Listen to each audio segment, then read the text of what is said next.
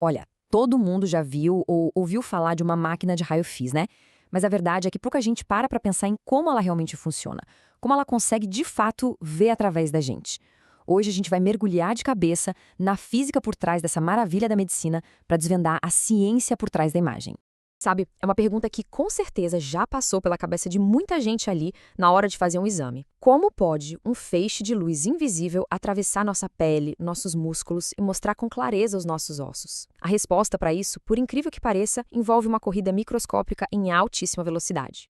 Pois é, a chave de tudo está numa espécie de corrida de arrancada, só que de altíssimo risco e numa escala que a gente nem consegue imaginar, acontecendo lá dentro do coração do equipamento. É essa competição minúscula que, no final das contas, gera os raios-x que a gente conhece. Então, para a gente poder entender essa competição, primeiro a gente precisa conhecer a pista. Esta aqui é a arena onde toda a ação vai se desenrolar, o tubo de raio-x. A nossa pista de corrida tem basicamente três partes fundamentais. Primeiro, a gente tem o piloto, que é a nossa fonte de elétrons. Depois vem o motor, que é o que vai dar aquele empurrão inicial. E por último, a parede de impacto, que é o alvo onde a corrida acaba de um jeito bem dramático. Certo, com a pista montada, chegou a hora de alinhar os nossos competidores. Vamos ver como é que esses pilotos microscópicos se preparam para um lançamento que é praticamente instantâneo. Bom, tudo começa com um princípio da física chamado efeito termoiônico. O nome parece meio complicado, né? Mas a ideia por trás é bem simples. Basicamente, é aquecer um metal a um ponto tão alto que os elétrons dele começam a se soltar, ficando prontinhos para a corrida. E é exatamente isso que acontece. Lá na linha de partida, que tecnicamente se chama cátodo, tem um filamento bem pequeno. Esse filamento é aquecido a uma temperatura absurda. E quando isso acontece, ele libera uma nuvem de elétrons. Esses aí são os nossos corredores, prontos e aguardando o sinal. E então, o sinal verde. O motor é ligado com tudo.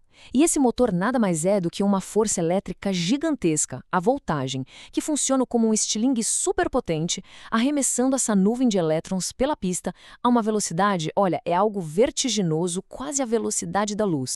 Agora vamos avançar um pouquinho para ver o grande momento, o clímax da nossa corrida. Depois de serem acelerados ao máximo, nossos elétrons estão prestes a chegar no destino. E é aqui, nessa colisão, que a mágica da física acontece de verdade. Em uma fração de segundo, os elétrons cruzam o vácuo dentro do tubo e, pá! Eles se chocam com uma violência tremenda contra a tal parede de impacto. Essa parede, na verdade, é um alvo feito de um metal muito, muito denso e resistente, o tungstênio. E é nessa pancada que os raios-x são criados. E isso acontece de duas formas principais. A mais comum é a quase colisão, ou Brennstrahlung. O elétron passa raspando pelo núcleo de um átomo de tungstênio, dá uma freada brusca e perde energia. Essa energia perdida vira um raio-x. A segunda forma é o golpe direto, ou radiação característica. Aqui, o elétron acerta outro em cheio, o arranca da órbita dele e um raio-x é emitido para tapar esse buraco que ficou. E esse gráfico aqui deixa bem claro qual dos dois eventos domina o processo. A grande maioria dos raios-x que a gente usa para diagnóstico, coisa de 85%, vem daquela freada, a Bremsstrahlung. Os golpes diretos são importantes, mas respondem por uma fatia bem menor do feixe. Então a gente tem essa corrida alucinante, uma colisão super poderosa, mas a história tem uma reviravolta que, olha, é chocante quando a gente fala do aproveitamento de toda essa energia.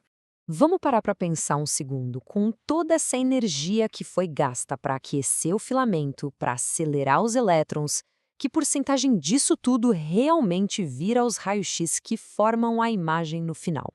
A resposta é apenas 1%. É isso mesmo, um único por cento. Todo o resto da energia que a gente colocou no processo se transforma em uma outra coisa. Este gráfico aqui deixa isso dolorosamente claro. 99% de toda a energia dos elétrons que batem no alvo de tungstênio vira instantaneamente calor. Apenas aquele 1% que sobra se transforma na radiação que a gente realmente usa. E essa quantidade de calor não é pouca coisa, não. É de longe o maior desafio de engenharia na hora de construir um tubo de raio-x. É por isso que esses equipamentos precisam de sistemas de resfriamento super sofisticados para impedir que o alvo simplesmente derreta com tanto impacto. Bom, se o processo todo é tão violento e tão ineficiente, Como é que os profissionais da radiologia conseguem aquelas imagens tão nítidas e detalhadas? A resposta está em controlar as regras da corrida. E aqui está o segredo de tudo. Basicamente, os operadores têm dois controles principais. O MAS controla o número de corredores, ou seja, a quantidade de raios-x que vai ser produzida. Já o KV funciona como o acelerador do motor, definindo a qualidade, ou seja, o poder de penetração que esses raios-x vão ter. Então, o ponto crucial é este.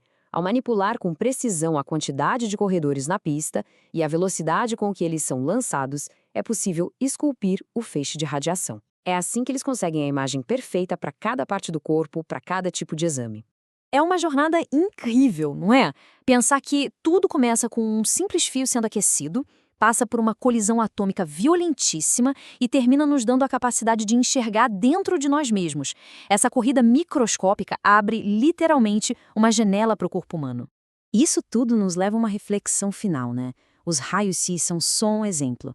Se a gente parar para pensar que outras forças invisíveis que governam o nosso universo são o resultado de colisões controladas, moldadas pela ciência, para nos ajudar a revelar os segredos do mundo ao nosso redor.